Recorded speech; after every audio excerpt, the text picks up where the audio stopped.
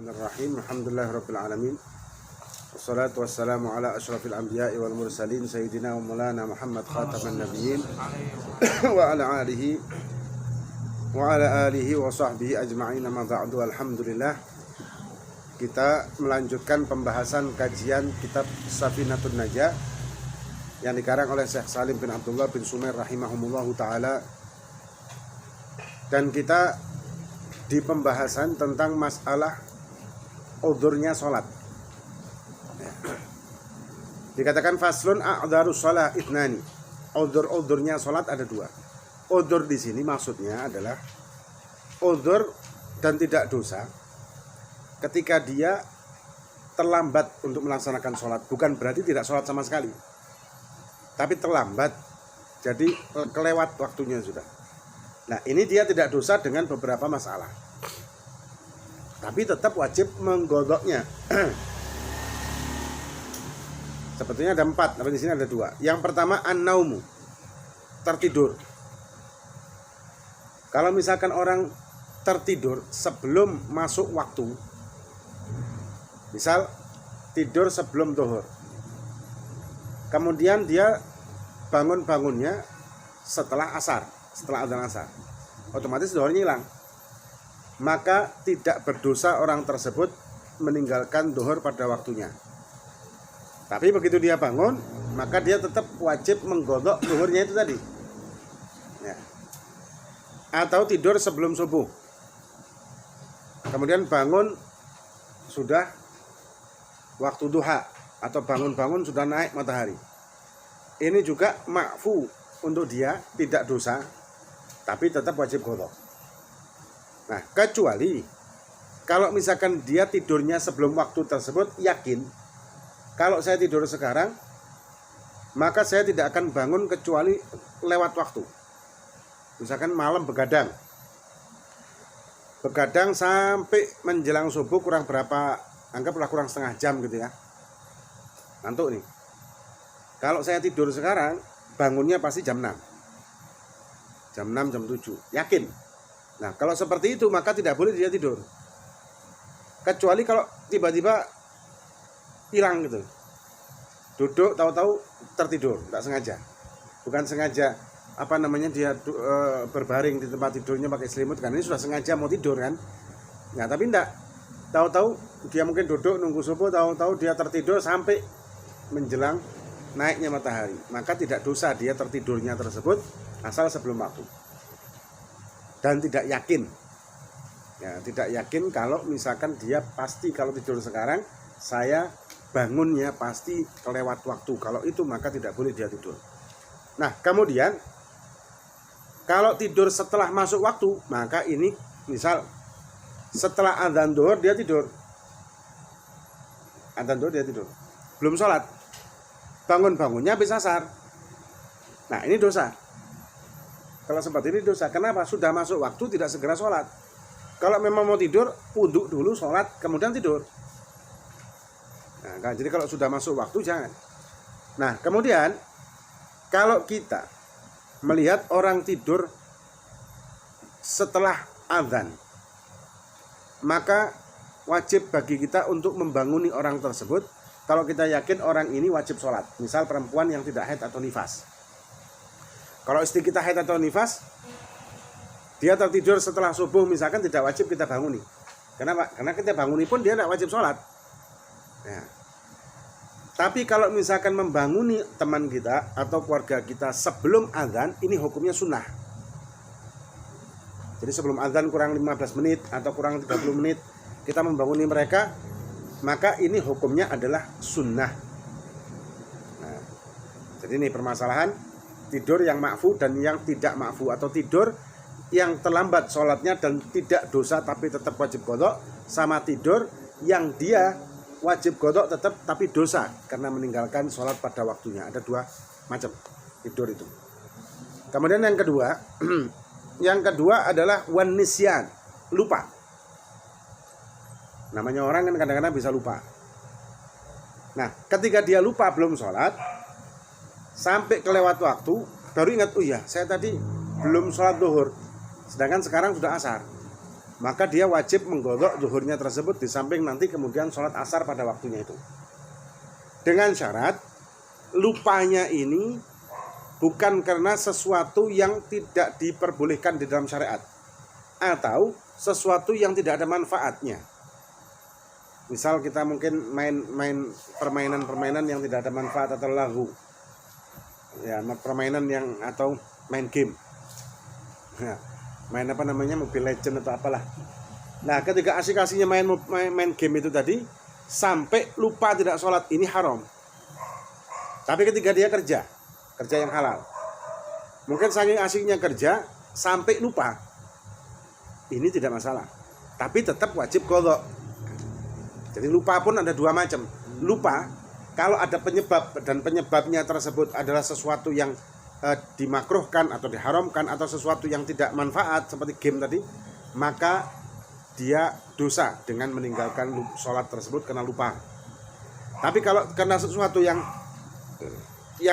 misalkan kerjaan atau apa, maka tidak dosa dia meninggalkan sholat itu, tapi wajib qadha ketika dia ingat. Kedua, ini yang di kitab. Kemudian ada lagi tambahan. Yang ketiga adalah jamak takhir. Jamak takhir ini sholat zuhur dikerjakan di waktu asar dengan niat di waktu zuhur. Jadi zuhur dikerjakan di waktu asar dengan niat di waktu zuhur, bukan sholatnya, bukan di waktu sholat. Jadi misalkan sekarang ini setelah adzan zuhur ya, kita kemudian mengucap dalam hati kita, aku niat untuk aku niat mentakdim zuhur ke waktu asar. Ngomong dalam hati. Di waktu setelah adzan zuhur. Itu jamak takdim. Yang kedua jamak takdim maghrib dengan isya. Jadi niatnya di waktu maghrib, kemudian nanti waktu isya dia sholat maghrib dan kemudian sholat isya. Nah, ini namanya jamak takdim. Jadi jamak takdim itu cuma dua.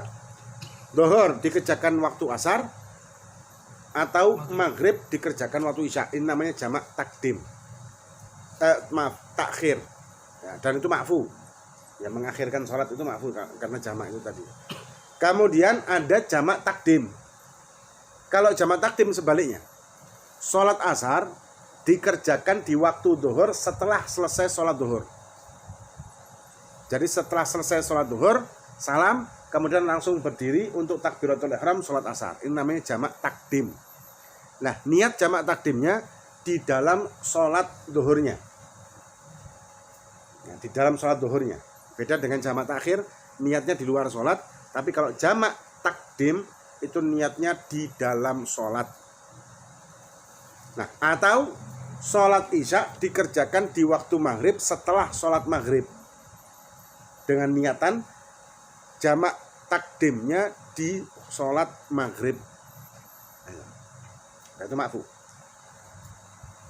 Nanti pembahasan jamak itu ada sendiri ya. Tapi secara singkat aja, jamak itu umumnya kalau kita lagi bepergian itu diperbolehkan untuk jamak. Plus juga ditambah dengan qashar kalau memenuhi syarat. Ya.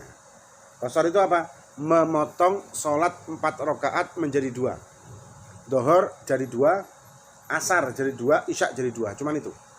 Yang subuh dan maghrib tidak bisa dikosor. Ya. Kalau maghrib dikosor 1,5 nanti ya.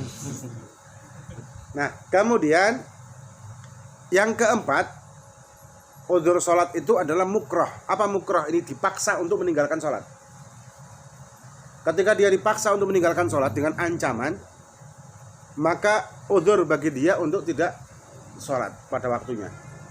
Tapi ketika ancaman itu sudah lewat, maka dia wajib menggodoknya kalau sudah kelewat waktu. Nah, ancaman yang seperti apa yang sampai ma'dzur dia melakukan maksiat itu tadi dan tidak dosa? Ancaman-ancaman yang dia yakin ancaman orang tersebut bakal direalisasikan kalau dia menolak permintaan orang itu. Satu. Yang kedua, dengan ancaman-ancaman yang membahayakan nyawanya atau keluarganya, nyawa keluarganya. Dan kemudian tidak ada alternatif lain. Dan dia tidak bisa untuk lari atau minta pertolongan. Nah, seperti itu maka ma'fu kita melakukan kemaksiatan dan tidak dosa dengan ancaman itu. Tapi kalau ancaman-ancaman misal tidak diaku sebagai teman misalkan, kan biasa umumnya ajak apa namanya teman-teman ada yang minum misalkan ya, minuman keras, kemudian untuk penghormatan kita dikasih satu sloki atau satu gelas kecil, penghormatan aja. Kalau enggak, kamu tidak saya anggap sebagai teman saya, terputus sudah hubungan persahabatan kita. Apakah ini ancaman yang makfu? Tidak. Justru harusnya bersyukur kita kalau misalkan kita tidak diakui teman lagi oleh teman kita yang bermaksiat. Iya kan? Nah, kita memang harus berusaha untuk amar ma'ruf nahi munkar, ngajak sama teman kita. Cuman ketika kita ini dipaksa sama mereka untuk melakukan kemaksiatan atau mereka meninggalkan kita, maka kita lebih baik memilih mereka meninggalkan kita daripada Allah yang meninggalkan kita. Iya kan? Daripada Allah, lebih baik ya teman-teman kita yang maksiat itu aja. Nah, kemudian atau misalkan dia melakukan kemaksiatan karena alasannya untuk dakwah, itu tidak bisa juga. Tidak bisa juga. Misalkan ada komunitas teman-teman yang mungkin suka narkoba atau apa, dan kita masuk dan kita make juga, supaya apa? Supaya mereka bisa dekat dengan kita dan menerima dakwah kita. Itu salah. Karena dakwah dengan menghancurkan diri kita sendiri. Akhirnya bukan kita dakwah, malah kita yang teler. Nah, salah itu.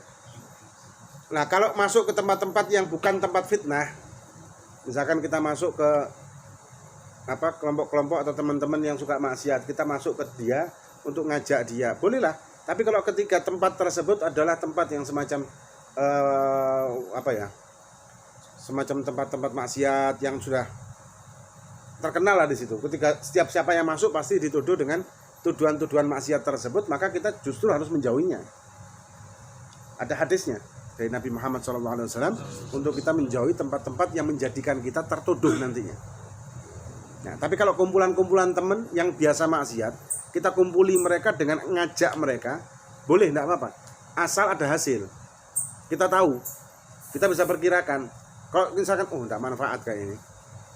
Ini gimana pun juga ternyata teman-teman kita ini tidak manfaat, tidak mau mendengar, tidak tergerak hatinya, malah tambah jadi. Dan kita sudah berusaha, ya sudah, berarti kita mundur. Dan kita pasrahkan semuanya kepada Allah dan kita doakan mereka dapat hidayah. Asal kita sudah ikhtiar dulu. Nah, kalau ikhtiar mentok tidak bisa, ya sudah. Masih banyak orang-orang yang perlu kita ajak. Ya, kita jangan fokus dengan satu orang, tapi yang lain akhirnya tidak terikut. Ya, kita fokusnya ya sama semuanya, siapapun orang yang kita kenal. Kita ajak, tidak mau. Yang lainnya siapa yang mau? Ayo kita ajak lagi. Oh, ini kira-kira siapa yang mau? Ya, bukan terfokus sama dia atau tetap dia tidak mau. Karena ada orang yang seperti itu yang tidak dapat hidayah dari Allah, susah kan. Dan kita tidak bisa memaksakan hidayah. Karena nahi mungkar, amar ma'ruf nahi mungkar itu kan ada beberapa tahap. Yang terakhir sudah mentok adalah sudah ya dalam hati kita sudah. Kita mendoakan dia hidayah dan kita menjauhinya. Kalau sudah mentok ya, bukan terus menjauhinya dari awal, bukan, tapi ya dari usaha kita terus-menerus, kita tanpa hasil ya kita jauhi. Nah, kemudian ini yang dimaksud adalah apa namanya? Paksaan hingga makfu untuk melakukan kemaksiatan. Seperti Ammar bin Yasir itu dipaksa untuk kufur. Setelah ayahnya dan ibunya ditikam, dibunuh. Akhirnya dia dipaksa dengan ancaman pembunuhan juga, akhirnya dia menyatakan kufur. Nah, kemudian datang Nabi dan diceritakan, kata Nabi tidak masalah, tidak apa-apa. Kenapa? Karena keterpaksaan di dalam hati Ammar bin Yasir adalah orang yang tetap dalam keadaan iman. Hanya saja karena ketakutan pada waktu itu, karena masih lemah Islam, awal-awal Islam pada waktu itu, dan ayah ibunya dibunuh di depan dia, nah, maka maafu sudah. Nah, kemudian ini masalah udurnya sholat. Yang sekali lagi, udur untuk tidak melakukan sholat di waktunya, bukan tidak melakukan sholat sama sekali. Karena sholat itu ibarat kata begini, kalau bahasa logika ya, kita ini kayak membayar kepada Allah Subhanahu wa taala. Ini logika ya. Maksudnya biar ini bukan seperti itu maksudnya. Kita ini membayar sewa. Misalkan kita bayar sewa di satu rumah. sewa hidup kita di rumah tersebut bayarannya per hari 5 kali setoran. Satu hari itu 5 kali setoran. Nah, sejak kita menempati rumah tersebut, maka dan kita diwajibkan untuk bayar setoran, maka kita wajib untuk menyetor kan. Suatu saat ada satu hari kita tidak nyetor selama 5 kali, maka kita harus menggodoknya, tetap melunasinya. Kenapa? Karena kita tetap punya utang. Andai kata kita total dalam setahun ternyata kita ada 5 hari dalam setahun yang tidak sholat sama sekali atau tidak bayar sewa tadi, sewa rumah tadi ya, maka kita harus melunasi yang 5 tadi. Nah pertanyaannya, kalau misalkan kita lupa jumlah gimana? Nah, saya dulu pernah begini begitu, pernah dalam kehidupan yang berbeda. Kalau bahasa sekarang, saya dulu belum hijrah. Sekarang alhamdulillah sudah hijrah. Terus gimana? Apa yang harus saya lakukan? Dengan membayar sholat-sholat yang dulu pernah saya tinggalkan, tapi saya tidak tahu jumlahnya berapa. Ya sudah kira-kira aja. Kita kira-kira, kita dapat hitungannya, sudah itu aja yang kita godoi, yang kita lunasi. Ya kita cicil, tidak langsung sekaligus semuanya, tidak. Kita cicil aja. Misal, habis selesai sholat subuh, kita sholat subuh lagi. Atau misalkan kita sholat subuh berjamaah di masjid. Setelah selesai, kita pulang ke rumah, kita sholat subuh sama istri kita. Dia jadi imam, boleh. Atau misalkan kita sholat maghrib di masjid. Nah kemudian biasanya kalau sholat maghrib di masjid itu kan ada ada yang datang terlambat untuk melakukan sholat jamaah lagi. Nah setelah kita sholat jamaah yang utama, kemudian ada rombongan lagi, jamaah lagi, kita ikut lagi yang kedua, ikut jamaah lagi. Pahalanya pahala jamaah malahan, tidak apa-apa. Atau ketika kita bangun waktu tahajud, ya kita bangun waktu tahajud, waktu malam hari, ya misalkan jam anggap jam 1, jam 2 lah kita bangun. Ini kan waktu tahajud. Kita gunakan waktu tersebut untuk qadha, boleh, bagus malah. Kita pakai qadha 5 sholat, boleh, silahkan. Karena qadha itu tidak ada waktu yang terbatas. Kapanpun kita menggodoknya diperbolehkan. Mau malam hari, mau siang hari. Misalkan malam hari kita godok zuhur, boleh. Siang hari kita godok subuh, boleh. Kapanpun.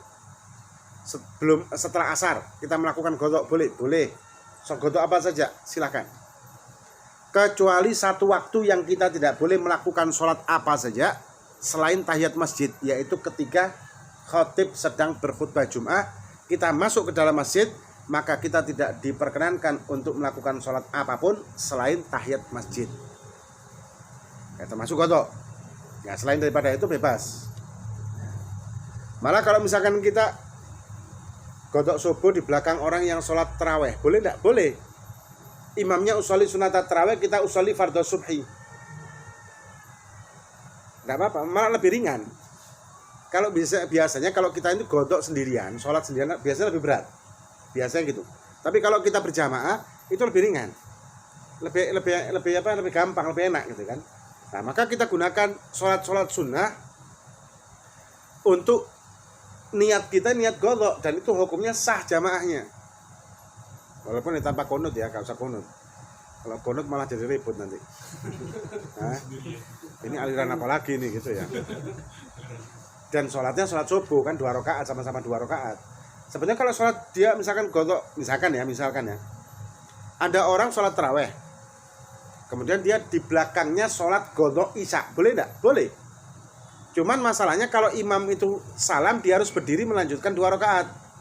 Nah kalau kayak gitu kan jadi fitnah, rame kan akhirnya. Loh, ini kok berdiri sholatnya? Ini sholat tarawih apaan? Ini model apa lagi? Aliran apa lagi? Jadi rame. Terus ya paling enak ya sholat subuh itu. Ya sholat subuh. Oke, lumayan kalau misalkan 1 bulan. 1 bulan 30 hari. Berarti kita sudah menggodok subuh itu 300 subuh. Hampir setahun. Setahun 360 subuh. Dengan kita godok mikut tarawih, dengan godok subuh niatnya, kita sudah hampir menggodoi 1 tahun subuh. Lumayan. Nah. Jadi godok itu tetap wajib, harus kita lunasi. Dan kalau kita tahu jumlah pasti, yaitu yang kita lunasi. Kalau kita tidak tahu jumlah pasti, kita kira-kira. Dan kita cicil. Gak berat sebetulnya. Yang bikin berat itu kan hawa nafsu. Hawa nafsu itu yang menjadikan kita ini berat melakukan amaliyah mendekatkan diri kepada Allah. Hawa ini selalu bikin pengaruh, bikin masalah, membisik-bisikkan apapun supaya kita menjauh dari Allah Subhanahu wa taala, supaya kita tidak melakukan perintah Allah. Kenapa? Karena hawa ini memang ditakdirkan di kodratnya hawa ini. Kodratnya hawa ini adalah untuk menentang Allah. Karena diciptakan satu-satunya makhluk yang diciptakan oleh Allah dengan dasar menentang. Itu hawa. Nah, jadi kalau misalkan ada orang berusaha mendekatkan diri sama Allah, musuh utamanya dia adalah hawa nafsu. Pasti itu. Nah, ini sedikit banyak tentang masalah udur-udurnya sholat, dan insya Allah nanti akan kita lanjut dengan bab yang selanjutnya di bulan yang akan datang. Moga-moga bermanfaat bagi kita fiddin wa dunya wal akhirah. Wallahu a'lam bishawab. Ada pertanyaan? Ya. Jadi kalau misalnya kan saya kemarin dengar kajian kalau misalnya sholat di Masjid Al-Aqsa itu pahalanya 500. Nah, terus bisa gak itu buat mengkodo sholat-sholat yang sebelumnya? Gak bisa. Sholat, kita melakukan ibadah apapun, baik itu sholat apa, di Masjid Haram Mekah itu pahalanya 100.000 kali lipat.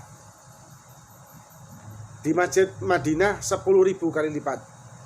Di Masjid Aqsa 1.000 kali lipat. Ya, ada khilaf itu, ada beberapa pendapat yang mengatakan kurang dari itu. Walhasil berlipat ganda. Ya. Apakah itu mencukupi dengan qadha kita? Tidak.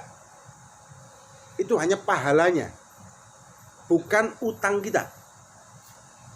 Paham ya? Utang kita, pelunasan harus sejumlah yang kita tinggalkan dengan yakin. Tidak dengan kita melakukan amaliyah yang pahalanya seperti pahala sholat sekian ribu kali, itu menggodok, menutupi sholat-sholat yang kita tinggalkan. Tidak. Berbeda lagi. Karena ini masalahnya adalah masalah pahalanya saja, bukan menggodoinya atau menutupi yang lain. Tidak. Kalau gitu apa? Cukup dia umroh sekali setahun sekali, sholat 5 waktu di Masjid Haram Mekah, wis sudah cukup, tidak usah sholat lagi setahun. Ngawur sih. Ya. Surga isinya orang Madura semua, kan banyak orang Madura di sana. Bib, itu terhitungnya mulai umur berapa, Bib? Kita buat Ya mulai balik.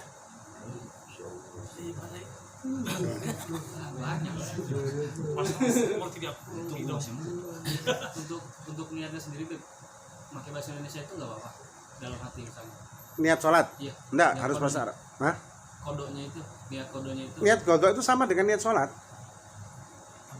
Sama. Niat sholat itu usolli fardhu dhuhri. Kalau dia makmum jadi makmuman. Usolli fardhu dhuhri makmuman. Itu yang wajib. Qadhaan atau adaan itu sunnah. Boleh pakai, boleh enggak. Kalau kita tidak memakai qadhaan, maka otomatis menjadi qadha kalau kita punya qadha. Walaupun kita tidak mengucapkan usolli fardhu dhuhri qadhaan, qadhaan yang tidak kita ucapkan, maka otomatis menjadi qadha kalau kita memang punya hutang qadha. Gitu. Ya. Mau tanya masalah mulai kewajiban seseorang untuk memberitahu si orang temannya atau orang lain yang kita tahu kewajiban sholat itu. Misalnya kayak tadi ada istri misalnya baru tidur gitu loh, tapi dia tidur sebelum waktu jam sholat gitu. Nah pada saat azan itu datang langsung kita bangunin atau bisa nanti dulu deh bentar gitu, baru dibangunin karena kesian gitu baru tidur gitu. Nah kalau misalkan kita biarkan mereka tidur sampai keluar waktu, yang kita yang tanggung jawab, yang kita dosa. Oh gitu. Kita dosa. Misalkan kita biarkan nantinya itu ternyata sampai naik matahari, berarti kita dosa dong. Oh gitu. Dan kalau misalnya kewajiban pada saat teman ini belum sholat nih, kalau kita cuman bilang sholat gitu Nah terus dibilang nanti aja gitu, itu kewajiban kita udah gugur belum? Sebetulnya sudah. Oh, sudah. Cuman lebih utama lagi kalau misalkan kita mengajaknya itu sampai dia melakukan sholat. Kecuali dia menentangnya, kalau sudah menentang ya sudah, kita tidak mau, aku capek gitu. Dengan marah atau apa, ya kita tinggal pilih, kita dengan tegas atau ya sudah kita tinggalkan. Tapi dalam hati kita menyalahkan atau tidak suka dengan perbuatannya dia tersebut. Kalau uzurnya itu istiqomah gimana? Apa? Kalau sengaja ditantarin gitu, itu tanggung gitu. Nah kalau entar-entarnya itu sampai kelewat waktu ya dosa dong. Kalau dia Hah? tetap akan ditanggung gitu misalnya kerja gitu. Maksudnya gimana? Cuman ya itu tiap hari gitu. Tanggungnya itu tiap hari. mundur terus tapi tiap hari. Kalau misalkan dia itu menunda-nunda sholat, antara-antara sampai kelewat waktunya, ya dosa dia. Apalagi kalau tiap hari dia seperti itu, ya tiap hari dia dosa. Itu memang butuh sedikit paksaan di dalam jiwa kita ini. Kalau maksudnya kelewat waktunya tuh lewat udah masuk sholat itunya. Sudah selesai waktu subuhnya atau waktu zuhurnya atau asarnya. Misalnya kan zuhur nih, udah masuk asar. Ya, itu berarti kelewat waktu. Oh, kelewat waktu. Kalau masih belum asar, Belum kelewat waktu. nggak tepat waktu gitu. Ya, kalau tidak tepat waktu memang boleh, tapi afdolnya kan tepat waktu. Tapi kalau misalkan tidak tepat waktu, misalkan zuhur jam 12, kita sholatnya jam 1 atau jam 1:30 misalkan, boleh. Boleh. Dosa. Hah? Dosa nggak? Enggak, karena kan masih waktunya kan. Yang dosa itu kalau sampai adzan asar kita belum sholat zuhur. Atau kalau subuh sampai matahari naik kita belum sholat subuh. Ini yang dosa. Jadi kalau misalkan kita masih ada waktu dan kita sholat di waktu tersebut, yang ketika kita sholat itu tidak sampai, sholat kita sampai selesai itu tidak sampai keluar waktu, maka enggak apa-apa. Masuk kategori lalai gitu. Enggak, karena waktunya itu dikatakan waktu jawaz. Waktu jawaz itu waktu diperbolehkan kita untuk melaksanakan sholat, tapi afdolnya awal waktu. Ya. Awal waktu pun sebenarnya tidak langsung begitu adzan kita sholat, tidak. Tapi ada jeda. Nah, jeda itu biasanya dipakai buat sholat sunnah, qobliyah dan seterusnya, atau wirid-wirid tertentu. Ya, gak langsung begitu adzan langsung sholat, tidak. Itu afdolnya. Di misalnya di tempat kerja nih, jam makan siang istirahat. Nah itu kalau kita udah masuk sholat, bisa sholat nih. Nah itu juga menjadi kewajiban kita nggak ngingetin teman-teman yang sholat untuk sholat gitu. Iya. Menjadi kewajiban kita. Kalau kita nggak ngingetin, kalau kita tidak mau mengingatkan, iya. mengingatkan maka kita dosa.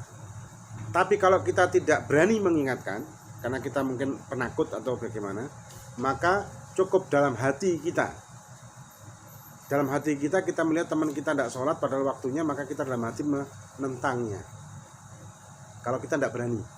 Tapi kalau kita berani, maka lebih baik kita ajak. Bukan perintah, ajak. Nah, sholat bareng yuk. Ntar kita makan. Bukan dengan perintah ya. Sholat kamu. Bukan begitu. Tapi kita, ayo sholat bentar yuk. Nanggung nih, sholat dulu yuk. Diajak gitu loh. Nah, terus tadi kan kalau saya kan kasusnya lagi tidur nih. Nah cuma kalau lagi kerja kita udah ngajak, ternyata mas udah sampai lewat, sampai ketemu asar dia nggak sholat. Itu dosa kita nggak? Nah tadi itu kalau kita sudah mengajak maka gugur kewajiban kita.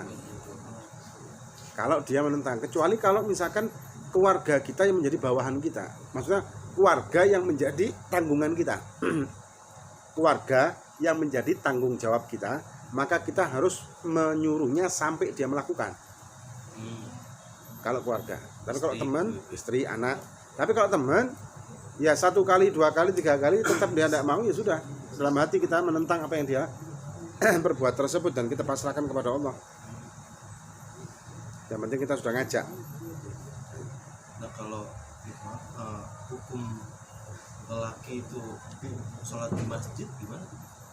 Apa? Maksudnya kan ada yang bilang kalau laki wajibnya di masjid atau musola gitu, berjamaah gitu. Bukan wajib sebetulnya.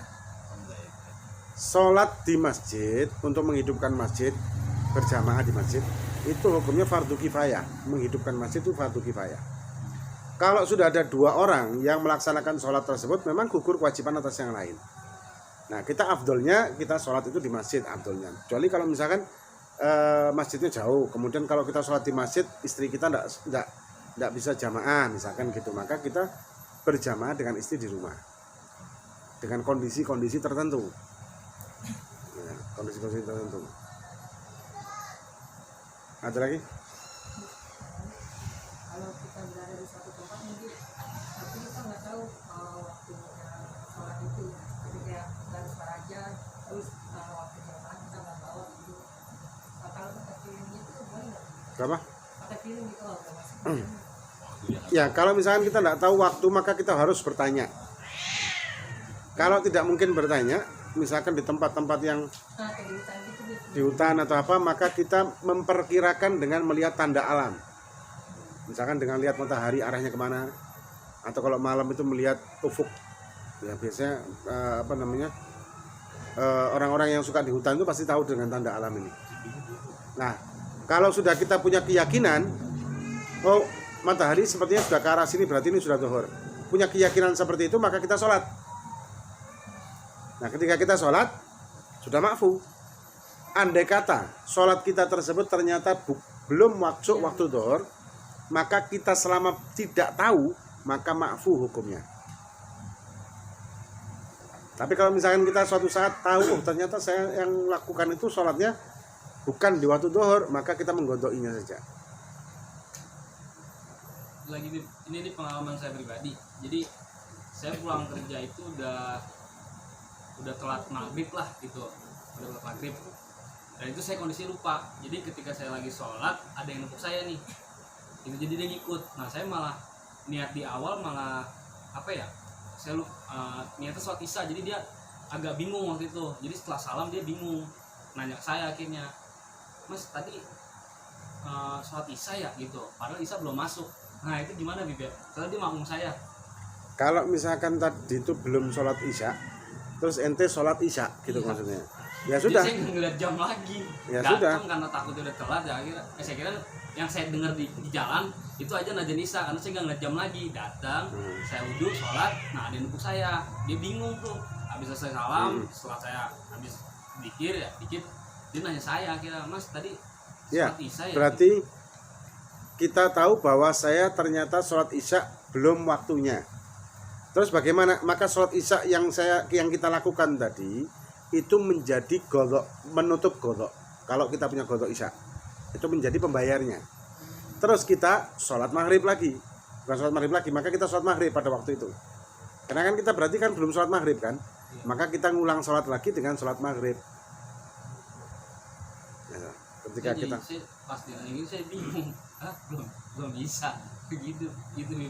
Nah, berarti isya kita itu sudah selesai, dianggap penutup atau pembayar godok yang mungkin kita pernah tinggalkan, isya yang pernah kita tinggalkan.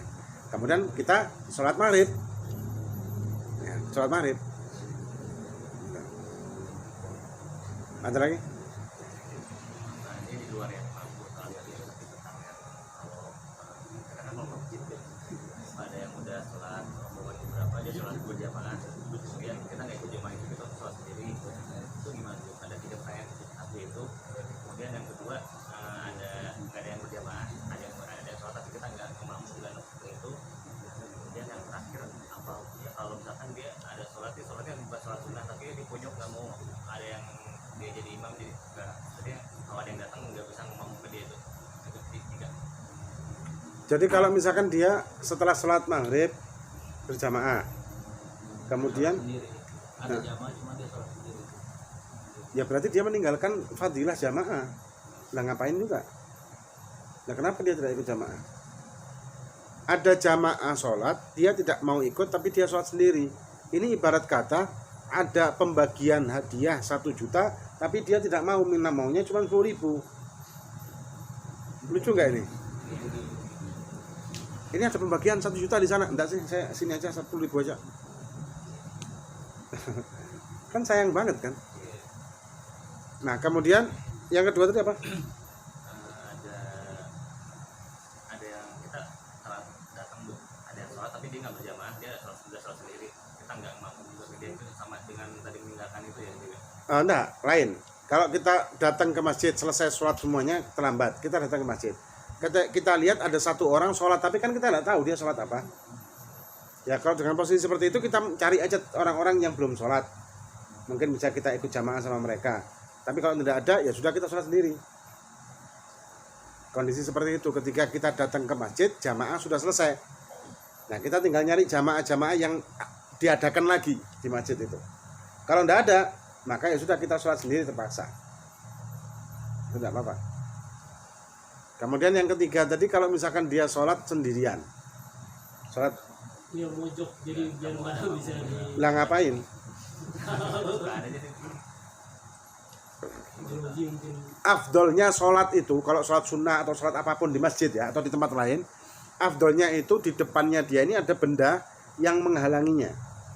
Seperti misalkan dia sholat di depan tiang, atau sholat di depan tembok, atau bahkan kalau ada orang di depannya, dia sholat di belakang orang tersebut dengan jarak kalau dia sujud tidak sampai ke orang itu. Ini sunnah malahan.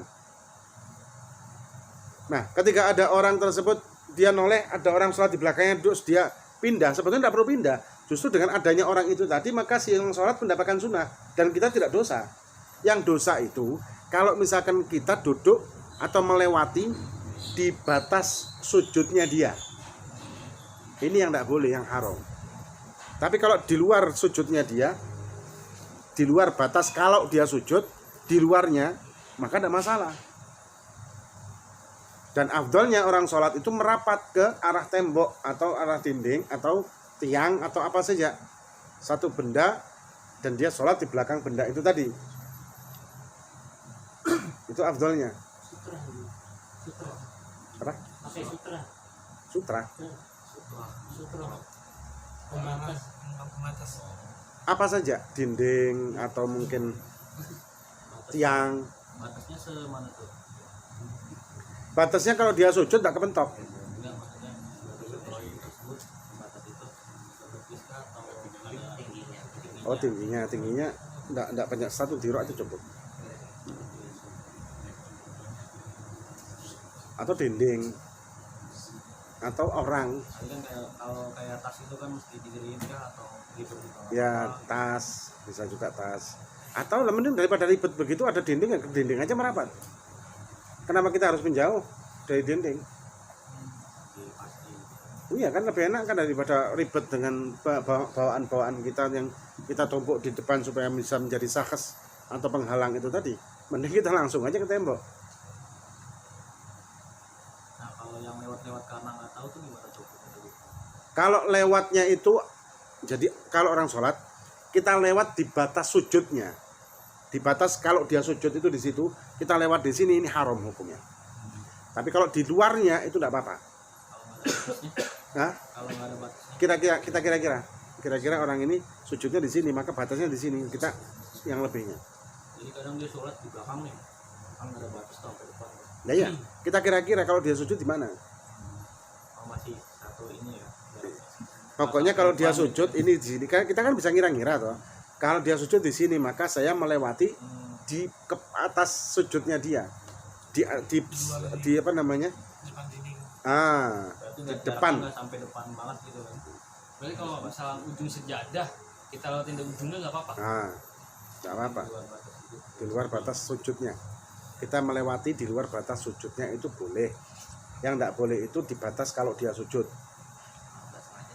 Namanya tak sengaja, nah masalah. Kecuali kalau misal ada soft yang kosong, maka dia maju untuk ke soft tersebut walaupun melewati orang yang sholat itu tidak apa-apa. Satu. Yang kedua, kalau dia tengah-tengah sholat tahu-tahu mimisan, maka dia keluar dari soft, boleh melewati orang-orang yang sholat tersebut dan tidak dosa. Gitu. Kalau maju itu Saya pernah lihat yang lagi sholat itu dia kan ada orang mau lewatin tempat dia sujud, terus tangannya dia menghalangi si orang yang Ya, memang begitu. boleh tuh. Boleh, tanpa melakukan gerakan yang lebih dari 3 kali berturut-turut, maka boleh untuk ngasih tanda gitu supaya orang itu tidak lewat. biasanya banyak yang ngerti tuh, jadi di soft yang depan biasanya pas taraweh kosong, dia tetap nggak mau maju, jadi pas kita mau lewatin kemudian ditahan. Nah itu tidak boleh, itu sebetulnya keliru orang itu. Iya. Kecuali kan tadi katakan, kecuali kalau ada soft yang kosong di depan, tidak ada yang maju, kita lewat, Iya. dan itu tidak dosa. Ada kata ada yang halangi itu, ya keliru dia seperti menghalanginya. Oh, itu ngomong maju lu. Jadi menghalangi itu kalau kondisi-kondisi yang berbeda. Kalau hukumnya maju itu gimana? Ngisi sap yang kosong. Ya itu afdolnya. Kalau misalkan soft depan itu kosong, maka afdolnya kita maju ke depan dengan gerakan yang tidak lebih dari 3 kali berturut-turut. Dengan 1 langkah berhenti, 1 langkah berhenti, 1 langkah berhenti. Ya, kalau kita 3 kali berturut-turut, batal sholat kita. Gitu. Yang nomor 4 ini kan paksaan dengan ancaman nyawa. Kan kalau sekarang kan banyak tuh yang nggak bisa sholat karena kerjaan nih, misalnya resepsionis atau apalah gitu. Apa? Dilarang ini orang sholat pada waktunya karena pekerjaan dia di posisi yang dia nggak bisa, harus di tempat gitu. Masa tidak bisa sholat sama sekali? Kalau misalnya itu ya tetap harus sendiri. Karena setahu anak sih pekerjaan di Indonesia ini masih bisa toleran untuk sholat. Misalnya lagi meeting Ya kan kita bisa break. Nggak salah ada di hotel. Ini yang punya orang Cina. Kalau itu hari Jumat. Mereka lagi meeting sebelum sholat Jumat. Nah ketika udah pada mau ngizin istirahat malah ditentukin bisa ntar aja nggak? Itu gimana? Ya kita harus dengan tegas juga mengatakan bahwa ini ada perintah agama saya. Dan itu secara undang-undang juga kan tidak boleh kan menghalangi. Secara undang-undang pemerintah kita juga tidak boleh menghalangi orang untuk melakukan sholat. Pekerja karyawan dilarang untuk sholat, tidak boleh. Kan bisa dilaporkan. Terus, nah kalau nanti saya kehilangan pekerjaan gimana? Ini karena sebab kita kurang yakin kepada Allah Subhanahu Wa Taala. Kalau kita yakin sama Allah, maka kita tidak akan takut menjadi orang miskin atau kelaparan dengan gara-gara menjalankan perintahnya. Coba pikir, masa Allah akan menyia-nyiakan hambanya yang mau berkorban untuk menjalankan perintahnya dan disia-siakan oleh Allah? Tidak mungkin. Tapi kadang kita ini kurang yakin itu. Waduh, saya nanti dimarahin bos, nanti bisa dipecat, nanti kalau dipecat nanti saya tidak bisa makan, nanti kalau tidak bisa makan gimana, nanti panjang. Ada anak buah karyawan-karyawan sama bosnya diajak minum. Waduh, kalau saya nolak minum, nanti saya dipecat, nanti saya tidak punya kerjaan, nanti saya tidak punya duit. Akhirnya tidak apa-apa wes. Nah kayak gini ini karena kurang yakin sama Allah Subhanahu Wa Taala. Coba kalau mau dia berkorban karena Allah, Allah tidak akan melupakan hambanya.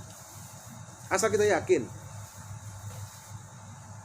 Fadlullah wasi', karunia Allah ini luas. Dan Allah itu yang maha pemberi rezeki. Dan rezeki yang halal itu lebih banyak daripada yang haram. Kalau kita ingin mendapatkan rezeki semelimpah, ya dekatilah yang pemilik rezeki dan yang memiliki atau pencipta rezeki itu. Ada orang kepingin rezeki tapi dia menjauh dari sang pemiliknya. Ya susah. Sampai ada istilah apa? Yang haram aja susah apalagi yang halal ya. Itu kenapa? Ya karena termahjub ini orang, tertutup dengan hijab hingga tidak bisa melihat yang sebetulnya dibuka lebar oleh Allah.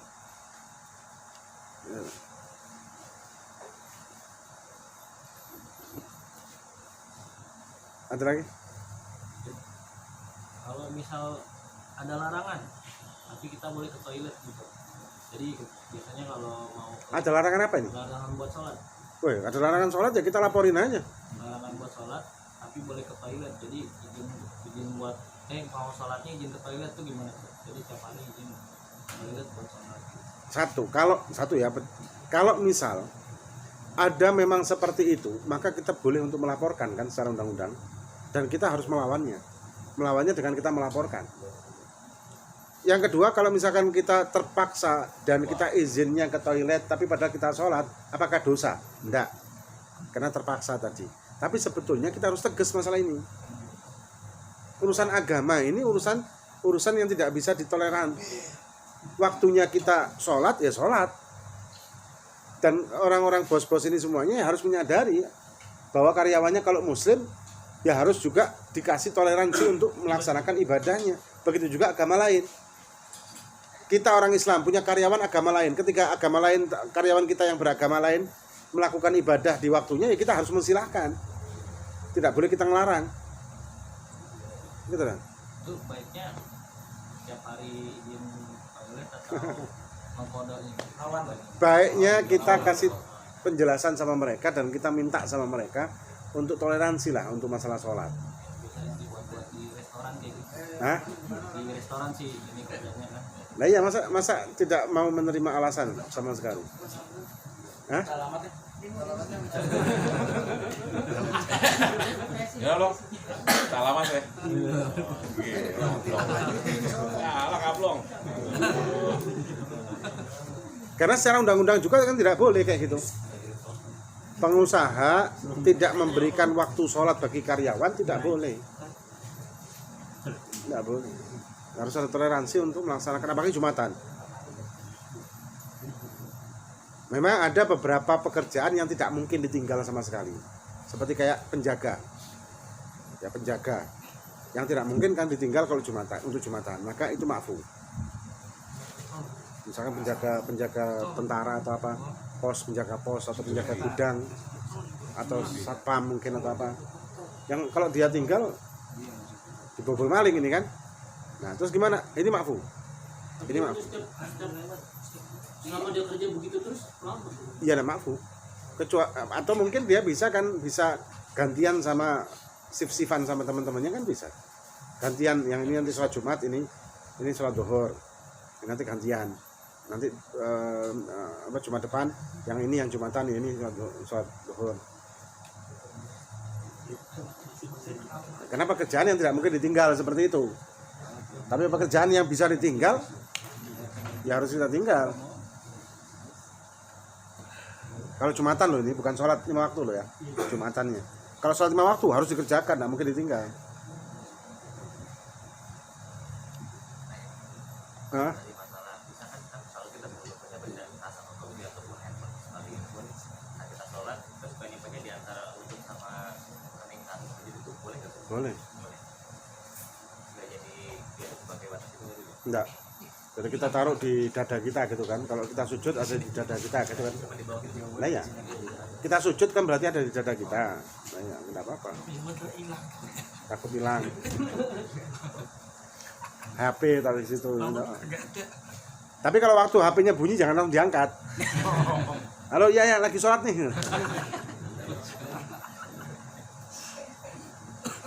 Ada lagi? Kelaparan maksudnya. Lapar semua. Maksud jamak takhir niat di luar sholat tuh kayak gitu. Jadi misalkan kita mau jamak takhir asar ke dohor ke asar, maka setelah adzan dohor kita mengucapkan dalam hati aku niat mentakhir dohor ke waktu asar. Dalam hati mengucapkan itu di waktu dohor, bukan di waktu sholat, di waktu setelah adzan dohor. Nah, bukan di waktu sholatnya, tapi di waktu setelah adzan dohor sampai sebelum adzan asar. Itu letak niat jamak takhirnya. Kalau jamak takdim niatnya di waktu sholat zuhurnya. Setelah salam harus segera takbiratul ihram sholat asar. Nah, sholat asarnya pakai niat takdiman tidak perlu. Oh, terus niat ya sholat biasa aja gitu ya. Yang asarnya. Tapi untuk tadi jamak itu karena udurnya lagi di perjalanan atau kalau kita lagi kerja pun boleh seperti itu ya? Ya kalau kita di perjalanan di luar kota atau kita lagi musafir. Kenapa?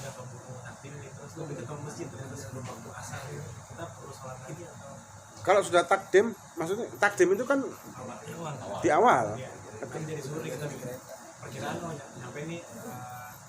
Takbir. maghrib nih gitu. Ternyata asar udah sampai. Asar kita ketemu. Masih keburu. Masih keburu. Nah, ya. Nggak apa-apa. Nggak usah duduk. Sudah selesai kita berarti sholat asarnya. Udah. Wallahu a'lam bishawab. Fatihah dan Allah akan nafikan dengan hati kami Assalamualaikum. Atau Nabi Al-Fatihah.